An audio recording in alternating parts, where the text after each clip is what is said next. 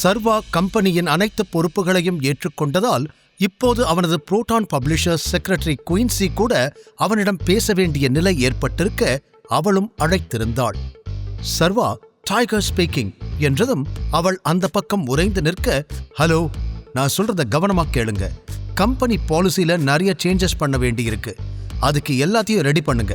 அப்புறம் சூர்யா மூலமா நீங்க இன்னைக்கு ஒரு புது கம்பெனி கூட கான்ட்ராக்ட் சைன் பண்ணிருக்கீங்கன்னு தெரிஞ்சது.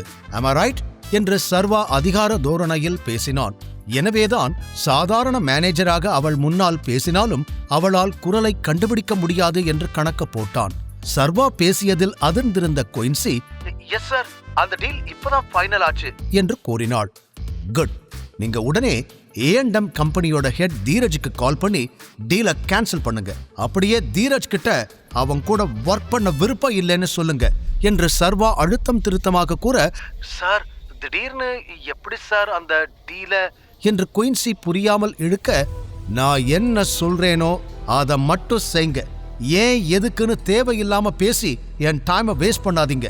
ஏற்கனவே நிறைய வேலை பெண்டிங் இருக்கு என்று ஒரு முதலாளியாக ஆர்டர் மட்டும் கொடுத்தான் சர்வா. இருந்தும் எப்படியாவது இதற்கான காரணத்தை தெரிந்து கொள்ள வேண்டும் என குயின்சியின் மனம் துடித்தது. ஆனால் டைகரை எதிர்த்து அவளால் கேள்வி கேட்க முடியாமல் போனதில், ஓகே சார் என்று உள்ளே போன குரலில் சொன்னவள் அமைதியாக இருக்க, இந்த பக்கம் காலை கட் செய்து விட்டான் சர்வா. அவனை பார்த்து கொண்டிருந்த சூர்யா, என்னாச்சு, அந்த கம்பெனியோட டீலை ஏன் கேன்சல் பண்ண சொல்ற? அது நல்ல கம்பெனி தானே என்று கேட்டான். அது சும்மாதான், அந்த கம்பெனியோட பேர் எனக்கு பிடிக்கல, அதான் என்று சர்வா வெகு சாதாரணமாக கூறி முடிக்க, இந்த பக்கம் சூர்யாவுக்கு குயின்சியிடமிருந்து அழைப்பு வர அவன் சர்வாவை பார்த்தான். போனை ஸ்பீக்கரில் போடு என்பது போல சர்வா சைகை செய்ததும் அதே போல செய்த சூர்யா, ஹலோ, சொல்லுங்க குயின்சி என்றான். சார், டைரக்டா உங்களுக்கு கால் பண்ணதுக்கு சாரி. கொஞ்ச நேரத்துக்கு முன்னாடி டைகர் சார் கிட்ட பேசினேன். அவர் இந்த புது டீலை கேன்சல் பண்ண சொல்றாரு. அந்த டீல் நம்ம கம்பெனிக்கு ரொம்ப பெனிஃபிட்டா இருக்கும். அத போய் எப்படி சார் கேன்சல் பண்றது என்று அவள் மென்மையாக பேச, அதுக்கு நான் என்ன பண்ண முடியும்? எதுக்கு எனக்கு கால் பண்ணி இருக்கீங்க? அது சார், அது நீங்க இத பத்தி டைகர் கிட்ட ஒரு முறை பேச முடியுமா என்று அவள் தயங்கிக் கொண்டே கேட்டாள். Are you serious Quincy? டைகரோட ஆர்டர் என்னன்னு உங்களுக்கு தெரியும் இல்ல?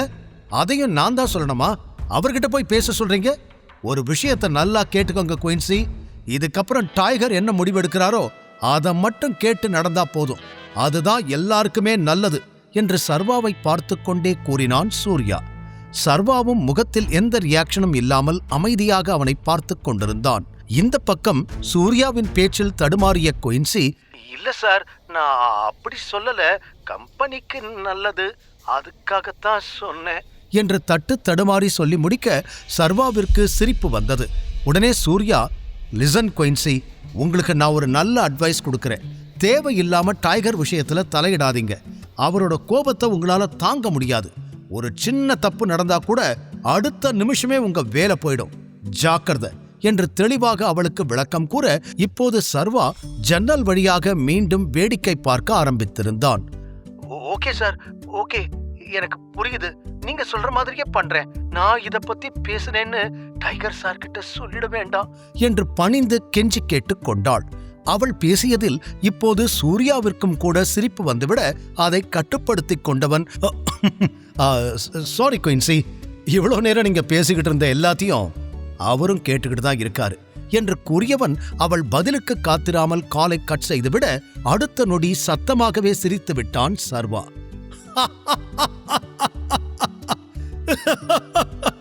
சூர்யாவும் சிரித்துவிட்டு, சர்வா, உனக்கு ஒரு விஷயம் தெரியுமா? புதுசா இப்ப நிறைய கம்பெனி வந்துருச்சு. எல்லாருமே அவங்கள அண்டர் கிரவுண்ட் மாஃபியான்னு சொல்லிக்கிறாங்க. எல்லாரும் டைகர்னு காட்டிக்க நினைக்கிறாங்க என்று பின்னால் சாய்ந்து சர்வாவிடம் கூற, எல்லாமே ஒரு விதத்துல நமக்கு நல்லதுதான் என்ற சர்வா அமைதியாகவே இருக்க சூர்யா அவனையே பார்த்து கொண்டிருந்தான். என்ன என்றான் சர்வா. டைகர், நீ மறுபடியும் உன் பொசிஷனுக்கு வந்துட்ட. உனக்கு அடுத்த பொசிஷன்ல நான் இருக்கலாமா இல்ல என்று சூர்யா சிறிது தயக்கத்துடன் கேட்க சர்வா அவனை சற்று நிதானமாக பார்த்து, ஓகே, நோ இஷ்யூஸ், செகண்ட் பொசிஷன்ல நீ இருக்கலாம். ஆனா நம்ம 2 பேரும் போன்ல மட்டுமே கான்டாக்ட் பண்ணிக்கிட்டா நல்லா இருக்கும். நேர்ல மீட் பண்றது வேண்டாம் என்று சர்வா சொன்னதும் உடனே சரி என்று தலையாட்டிய சூர்யா தனது பேக்கிலிருந்து ஒரு ஃபைலை எடுத்து சர்வாவிடம் நீட்டி, இத உன்கிட்ட கொடுக்க மறந்துட்டேன், இது உன்னோடதுதான். இது என்ன ஃபைல்? ஏன் இதை நீ என்கிட்ட முன்னாடியே கொடுக்கல என்று கேட்டுக்கொண்டே அதை வாங்கினான் சர்வா. அவன் அதை பிரித்து பார்க்கும் வரை அமைதியாக இருந்தான் சூர்யா. அதை திறந்ததுமே அதற்குள் ஒரு பிளாக் கார்டு சர்வாவிற்காக காத்திருந்தது. அதை பார்த்த சர்வா, விக்ரமன் ஏற்கனவே இந்த மாதிரி ஒரு கார்டு எனக்கு கொடுத்திருக்காரு என்று கூறினான். இல்ல சர்வா, இது அவர் கொடுத்ததை விட ரொம்ப வேல்யூபிள், நல்லா பாரு என்று கூறியதும் குழப்பமாக அவனை பார்த்துவிட்டு அந்த கார்டை சற்று தெளிவாக கவனித்தான் சர்வா. அதிலிருந்த எழுத்துக்கள் தங்கத்தால் பொறிக்கப்பட்டு அதில் ஆங்காங்கே சிறிய வைரக் கற்களும் பதிக்கப்பட்டிருந்தது. இந்த கார்டோட லிமிட் என்ன தெரியுமா? 1000 கோடி. நீ எவ்வளவு வேணாலும் எடுத்துக்கலாம் என்று சூர்யா கூற சர்வா பதில் பேசாமல் அதையே பார்த்து கொண்டிருந்தான். இந்த கார்டை உங்க அப்பா தான் உனக்காக ரெடி பண்ணாரு என்றான் சூர்யா அடுத்ததாக. 1000 கோடி என்ற வார்த்தையிலேயே அதிர்ந்திருந்த சர்வா, என்னோட நெட்வொர்த் என்ன என்று கேட்டான். அவனால் இப்போது தன்னுடைய மொத்த மதிப்பு என்னவாக இருக்கும் என்பதை கணக்கிடவே முடியவில்லை.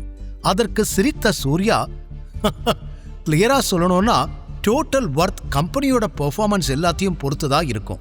ரஃபா உனக்கு ஒரு எஸ்டிமேட் சொல்லணும்னா நம்ம கிட்ட இப்ப இருக்கிற அசட்ஸ் அப்புறம் நம்மளோட இன்வெஸ்ட்மெண்ட்ஸ் எல்லாத்தையும் சேர்த்தா ஒரு 80,000-90,000 கோடிக்கு பக்கம் இருக்கும் என்று யோசனையுடன் சூர்யா கூறி முடிக்க அதிர்ந்த சர்வா, எனக்கு அவ்வளோ சொத்து இருக்கா என்று நம்ப முடியாமல் கேட்டான்.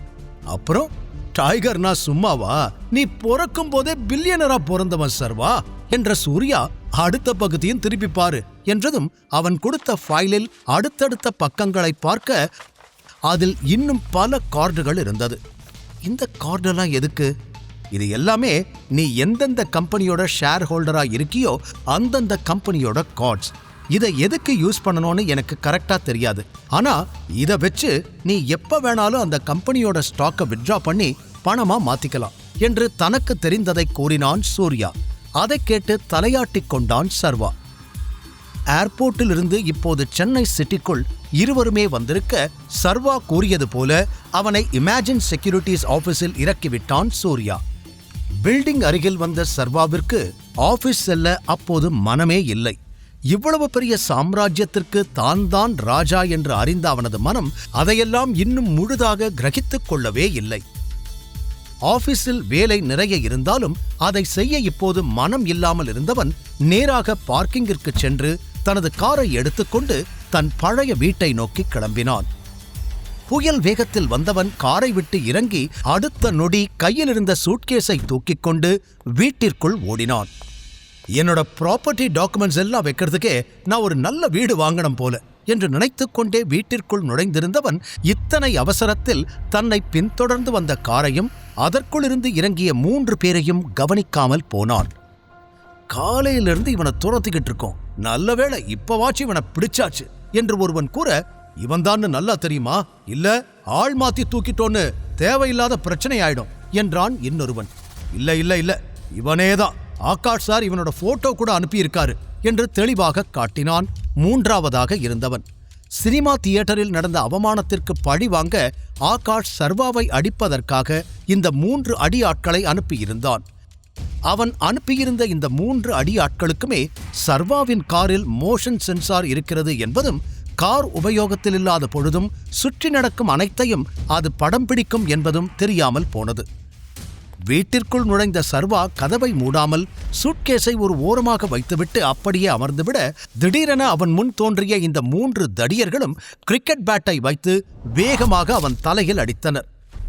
நொடிப்பொழுதில் நடந்த சம்பவத்தில் மயங்கி விழுந்தான் சர்வா.